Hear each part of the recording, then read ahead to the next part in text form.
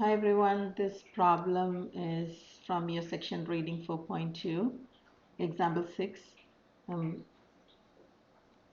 think I did the same problem for example 5, so this is another example that I'm doing upon some request. Finding the zeros, the real zeros of a polynomial function. So we're just focusing only on the real zeros. So the first step to begin with, I would just start with the Decoder's rule of signs.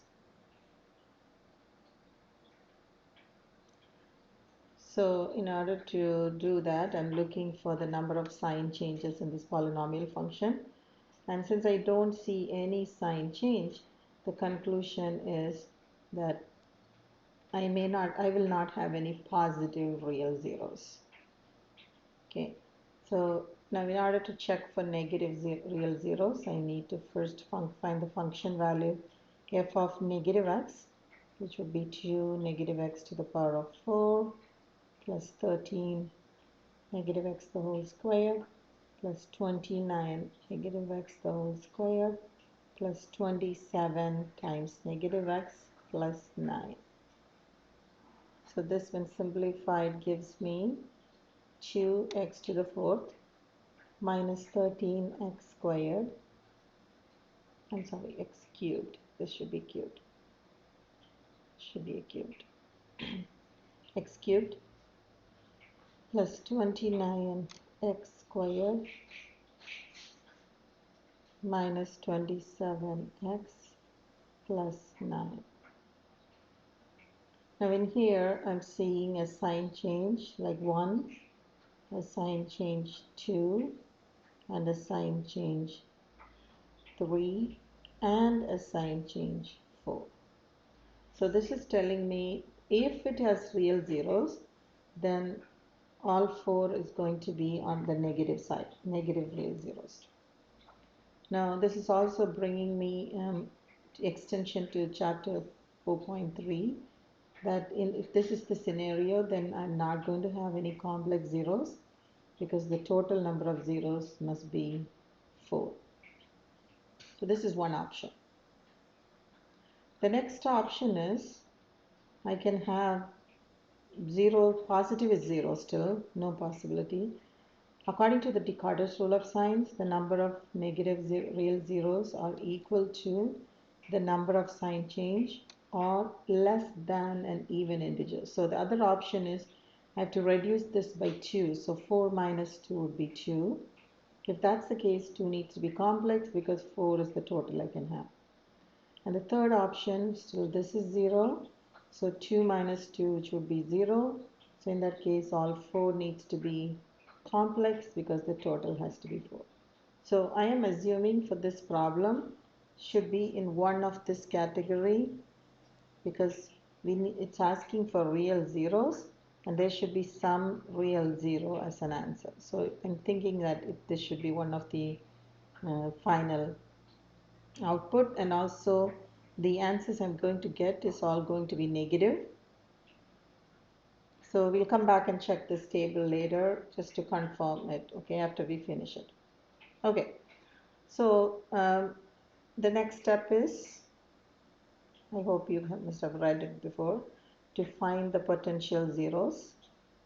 So the potential zeros can be listed by writing the positive negative P over Q, where P represents the constant term, in this case it's a 9, and Q represents the leading coefficient, in this case it's 2. So all the factors of 9 is plus or minus 1, plus or minus 3, and plus or minus 9, divided by all the factors of 2 are plus or minus 1 and plus or minus 2. So if I break this out and write all the possibilities, it's 1 over 1, which is 1, 3 over 1, which is 3, 9 over 1, which is 9. The other option is plus or minus 1 over 2, plus or minus 3 over 2, or plus or minus 9 over 2. So since I am thinking that from the Descartes rule, I know that all my answers are going to be negative. I can say that the pool of answers must be either from -1, -3, -9, -1/2, -3/2, or -9/2. So if my final answer is going to be in from this category, then all four negative answers are here in this list that I just wrote. Now, if it is going to be in this category, then two of the answers are here and the other two are going to be complex. In this section, we don't have to worry about the complex zeros because it's fully asking for real zeros. Okay. So now my next step here is, let me highlight that so that I can come to the end and see if my answers are here. Okay, so the next step to do this problem is identifying the first zero. Now you can do remainder theorem and do it, or what you can do is use your calculator to find the first zero. We know it has to be negative if there is one. So I'm going to graph the polynomial given to me, which is 2x to the power of 4, 2x to the power of 4 plus 13x cubed plus 29, okay, I'll do this,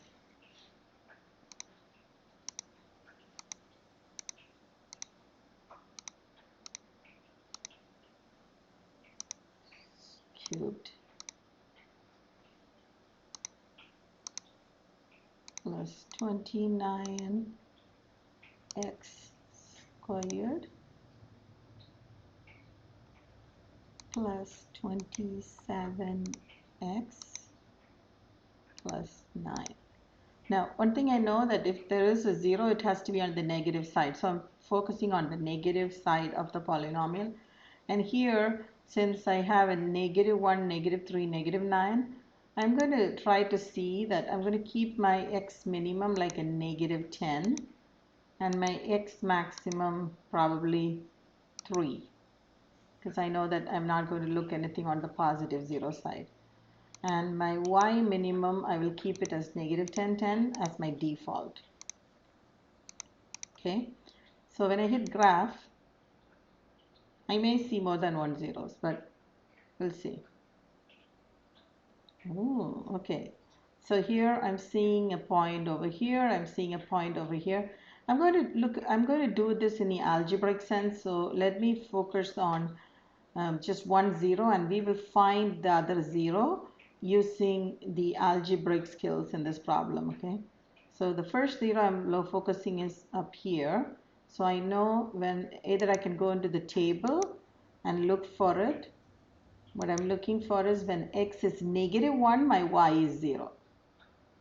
X is -1, my y is 0. I can cross check if I want, going back here by either going through second calc and finding the zeros, or I can just put the value and see when x is -1, if I get my y as 0, that is one of the zeros I'm looking for. So after I find this, I'm going back to my function. So I know that when x is -1, I'm having an x-intercept, which means I have a real 0. So, you may ask me, can you go ahead and find the other zeros by looking at it? Yes, you can. You can do that too. But one of the things that's happening at this point, you see the graph is kind of turning here and going in. So I'm not sure exactly where it's crossing again. So it's always good. This point is explicit. So I can find that 0. That's not a problem. But this one, yes, I can if I go into the table. But just to reconfirm it, we will do using a calculator. And we are learning to do algebraic skills in this class for this problem. So I am taking the algebraic approach. But graphical approach is also okay to do in these problems. Okay, so after I find the first 0, the next step would be to take the polynomial, which is the 2x squared x to the fourth, so this original polynomial, and do synthetic division and reduce the degree by 1 less. So I hope you all know how to do synthetic division. So 2, 13, 29, 27, 9. If you do not know how to do synthetic division, go back and watch those optional videos posted. And these are the prerequisite skills required for this section. Okay, so I keep the -1 here. So bring the 2 down. 2 times -1 is -2. 13 minus 2 is 11. 11 times -1 is -11. 29 minus 11 is 18. 18 times -1 is -18. This would be a +9, -9, and a 0. Okay, by doing so, I have made my 4th degree polynomial into a 3rd degree polynomial, which is f of x equals 2x to the power of 3 plus 11x squared plus 18x plus 9. Now I'm solving this. Again, the process is repeated.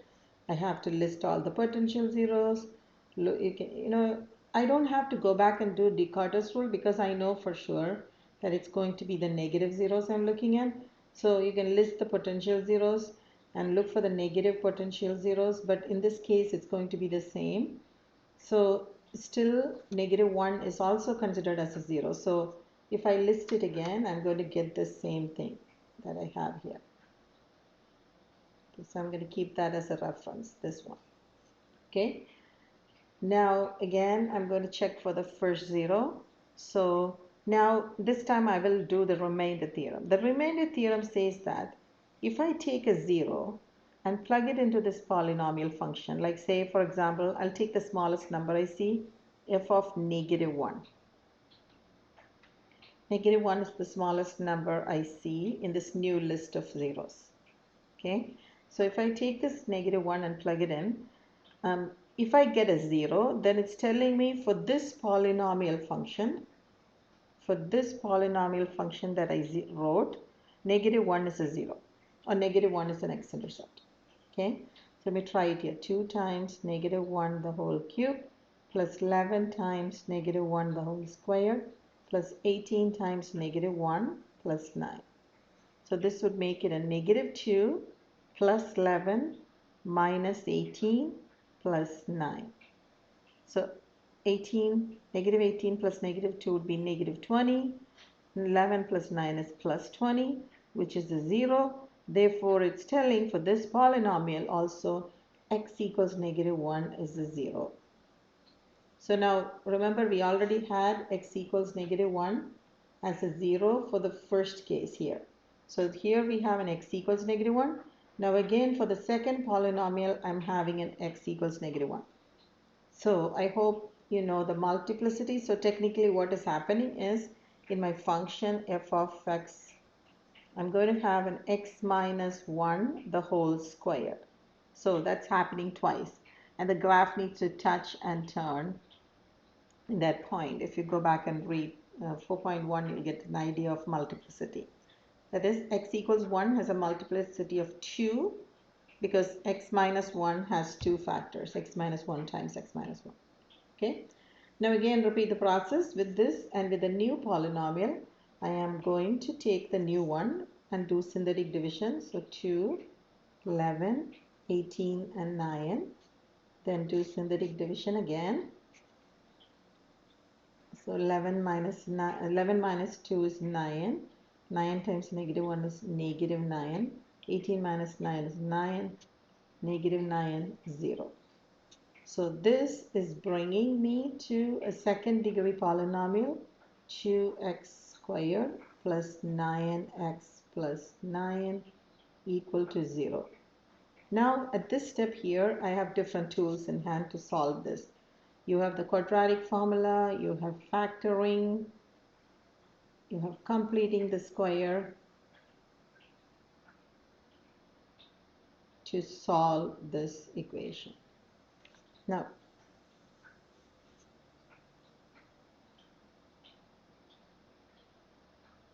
so if you do factoring, and we'll try factoring here. So, in order to do factoring, what I do is I take the leading coefficient and I multiply by that. So 9 times 2 is 18. And I put this 9 on the bottom and say two numbers multiplied to be 18, added to be 9. 6 times 3 is 18, 6 plus 3 is 9. Okay, so that's going to make this as 2x squared plus 6x plus 3x plus 9 equal to 0. Now what I did was I changed this 9x to 6x plus 3x. And now grouping these two, I have a 2x factored out, which is an x plus 3, plus the 3 factored out, x plus 3 equal to 0. Now I'm factoring out the binomial term of x plus 3, which is giving me a 2x plus 3. So if I have to write this polynomial out, I already know that x minus 1 the whole squared is a factor. The other two factors are going to be x plus 3 and 2x plus 3. This is the factored form of the question given to me. This is the factored form of the question given to me. Okay.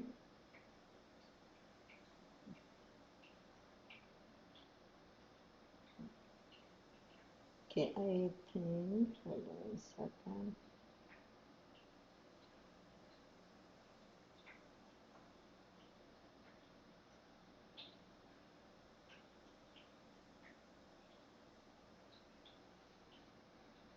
Okay, this -1 will not be here. Oops. Okay, I think.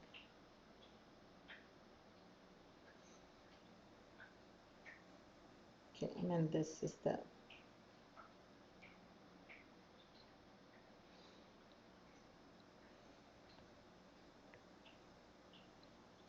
Okay, so I hope you guys knew what I mean. So this is the factor form of the polynomial. But the question is asking me what are the real zeros, right? So if I keep solving this equation, I can say for this to be true, either my factor x plus 3 must be 0, so which means x equals -3, or 2x plus 3 should be 0, x equals -3 over 2.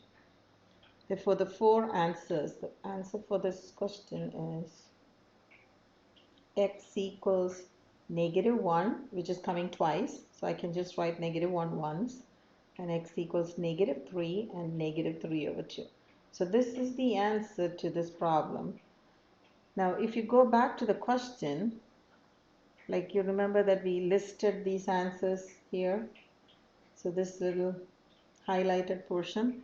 So here, do you see all the three answers? So I have -1, so that's a 0. I have -3, that is a 0. And the last one I have is a -3 over 2.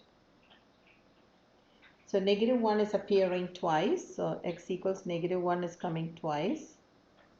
But I will have to list as only once as a 0. -3 is here and -3 over 2 is over there.